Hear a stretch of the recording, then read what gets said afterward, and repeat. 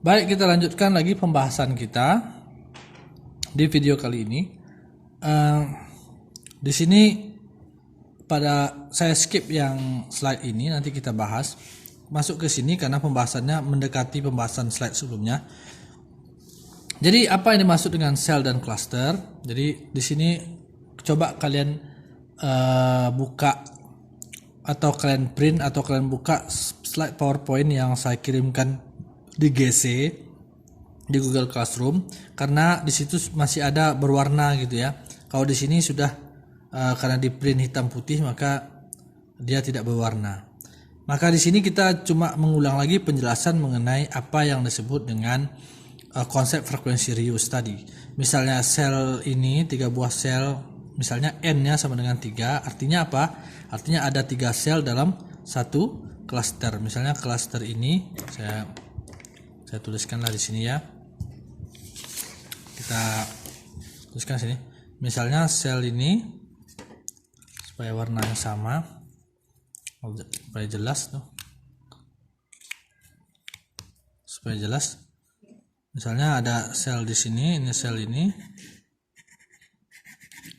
Ya, sel ini 3 buah ini adalah terletak dalam satu klaster yang sama.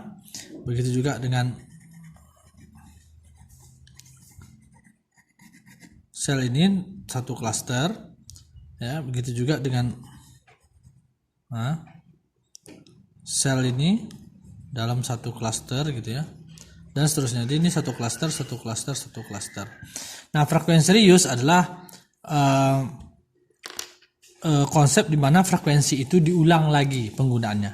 Misalnya di sini kita gunakan frekuensi F1, di sini F2, jelas tidak? Sini F2, di sini F3, maka nanti F2 frekuensi di sini itu bisa diulang lagi di sini di klaster yang lain, sama seperti yang saya jelaskan pada slide atau pada video sebelumnya. Jadi kalau misalnya pada video sebelumnya, karena ini kurang jelas, kita gunakan lagi gambar ini. Kalau F1 yang sudah dipakai di sini, maka F1 itu bisa diulang lagi di sini. Nah, ini mereka diulang lagi pada klaster lain. Ini klaster pertama, ini klaster kedua. Frekuensi di sini diulang lagi di sini. Frekuensi di sini diulang lagi di sini. Sedemikian hingga dengan adanya sistem pengulangan frekuensi itu, nanti frekuensi itu tidak akan pernah habis gitu untuk digunakan oleh sistem komunikasi seluler. Jadi kalau misalnya ada lagi wilayah baru di sini misalnya, maka dibuat lagi sel baru, dibangun sel baru, diletakkan tower baru dan BTS baru di sini, dibangun lagi sel yang baru gitu ya. Di mana sel ini menggunakan frekuensi yang memang adanya cuma tidak bisa ditambah tadi. Misal F1, F2, dan F3, F1 diulang lagi di sini, S1, F2 diulang lagi di sini, F3 diulang lagi di sini gitu. Begitu terus. Jadi kalau ada nanti wilayahnya semakin melebar gitu, semakin misalnya di sini dulu daerahnya adalah daerah kosong karena daerah yang luar kota atau tepi kota, maka ketika wilayah ini berkembang menjadi banyak orang di sini, maka tentu saja diperlukan adanya sinyal seluler di sini. Oleh karena itu daerah sini bisa dikembangkan lagi dengan dibuat sel baru di sini, klaster baru di sini. Dan frekuensi yang digunakan di sel baru atau klaster baru di sini itu adalah adalah frekuensi yang diambil dari frekuensi pada klaster yang lain yang diulang lagi di sini. Besok kalau ada lagi penambahan atau pelebaran atau perluasan jaringan, maka yang digunakan adalah frekuensi yang tadi lagi, yang sudah digunakan di klaster lain diulang lagi di sini, sehingga hal ini memungkinkan bahwa frekuensi itu tidak pernah habis gitu. Walaupun jumlah usernya bertambah, maka frekuensi itu tidak pernah habis. Karena apa? Karena konsep yang kita sebut dengan konsep frekuensi reuse. Makanya kita sebut bahwa konsep frekuensi reuse inilah konsep yang paling kunci gitu. Konsep yang paling dasar dalam suatu sistem komunikasi seluler yang memungkinkan sistem komunikasi seluler itu bisa terus melayani pengguna walaupun jumlah pengguna itu semakin lama semakin bertambah sebanyak apapun penambahannya, sehingga tetap dia bisa melayani pengguna dengan menggunakan konsep frekuensi reuse ini.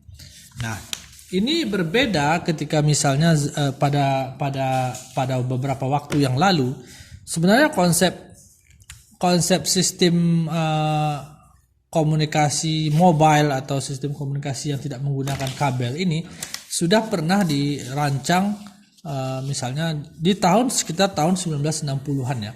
Sekitar tahun 1960-an itu di New York itu dibuat sistem komunikasi yang mobile, tapi bukan seluler. Konsep yang digunakan tidak seluler. Akan tetapi mereka menggunakan konsep seperti konsep stasiun radio swasta, di mana dalam satu wilayah yang besar, ya, misalnya ini wilayah kota ya, ini kota Pekanbaru misalnya, Pekanbaru.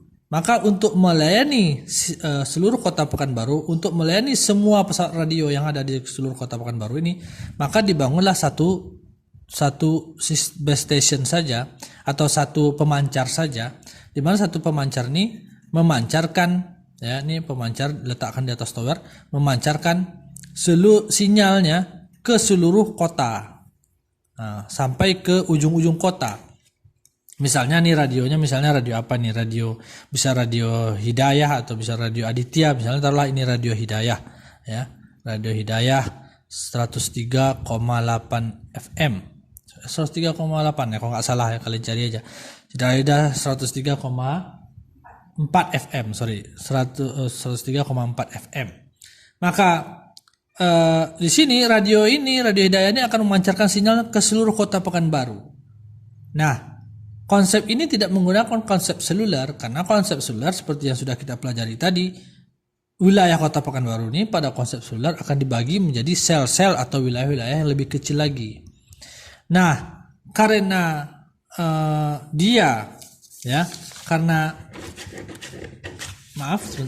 karena satu tower ini memancarkan pada wilayah yang luas, beda sama seluler ya. Sebentar saya gambarkan seluler misalnya di sini. Kalau seluler kan ini kota Pekanbaru, nah dibagi dalam sel-sel yang kecil-kecil. Nah gitu.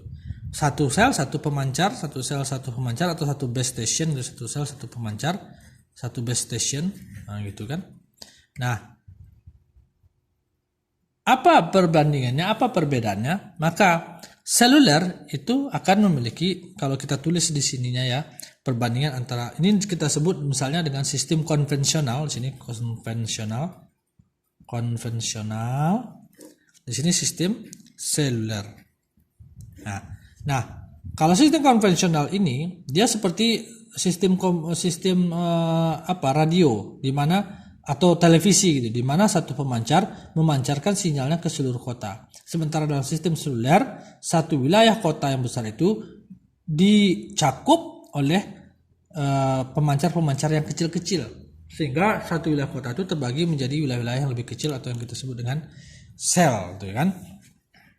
Nah, kita bisa bandingkan di sini bahwa akibat sistem konvensional ini, di mana dia mengirimkan sinyal ke seluruh kota seluas itu, maka dia akan memerlukan daya yang besar untuk mengirim sinyal supaya sinyal itu sampai ke sudut-sudut kota, karena wilayah kerjanya besar. Jadi kita sebutkan di sini sistem konvensional itu daya listriknya besar ya, daya listrik besar konsumsinya. Sementara seluler konsumsi daya listriknya kecil, daya listriknya kecil. Kita lanjutkan ke video berikutnya.